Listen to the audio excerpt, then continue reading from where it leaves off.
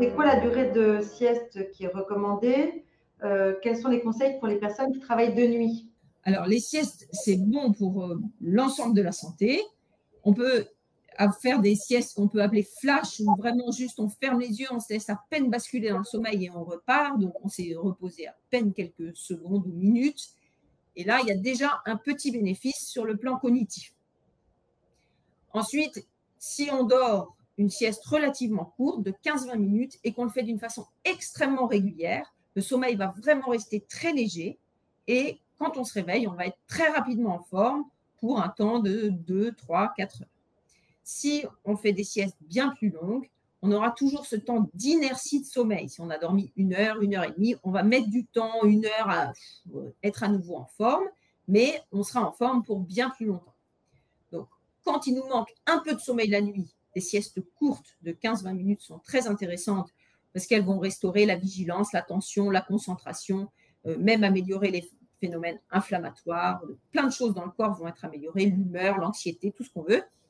En revanche, si on a dormi tellement peu qu'on risque de s'endormir, il vaut mieux faire vraiment des siestes très importantes, mais elles vont comprendre du sommeil profond et donc peut-être rendre l'endormissement plus difficile, d'autant plus qu'elles sont tardives dans la journée, pardon. Et si on a quelque chose à faire qui va nécessiter beaucoup de vigilance, on veut conduire en partant à 23 heures pour éviter les bouchons, là c'est évidemment très intéressant de faire une grande sieste avant pour limiter la somnolence. Et du coup, les conseils pour les personnes qui travaillent de nuit, est-ce qu'il y a des spécificités? Alors, ce qu'il y a autant de situations que de travailleurs de nuit. Donc, déjà, une des choses importantes dans le travail de nuit, c'est de se connaître. Parce que quelqu'un qui est couche-tard, lève-tard, un poste de nuit est beaucoup moins délétère pour sa santé que quelqu'un qui est du matin. C'est-à-dire que si vous êtes fait pour dormir de 3 heures du matin à midi, le poste de nuit qui se finit à 6 heures, ce n'est pas tellement un problème pour vous. Et finalement, vous arriverez très bien à vous endormir sur le matin.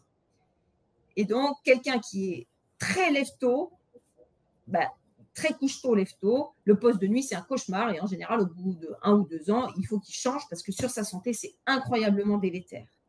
Et donc, finalement, là, il y a une question d'horaire du travail de nuit, il y a une question de votre besoin de sommeil. Quelqu'un qui a besoin de dormir 12 heures par jour, il va avoir beaucoup de mal à limiter la dette de sommeil en étant en travail à horaire décalé, alors que quelqu'un qui a besoin de dormir 5 heures par jour, ce sera beaucoup plus facile.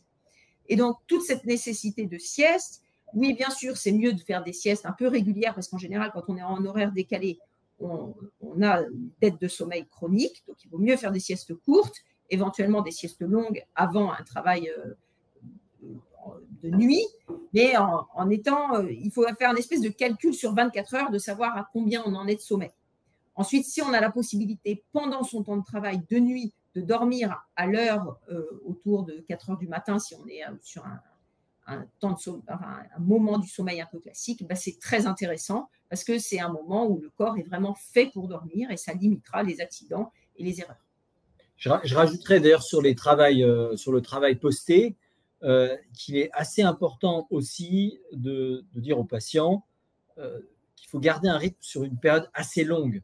C'est-à-dire, ce qui est très délétère, c'est pour les travailleurs de nuit, comme les policiers par exemple, ou les infirmiers, c'est d'avoir un rythme où pendant 3 jours, ils vont être sur tel horaire, et puis pendant 3 jours sur un autre horaire.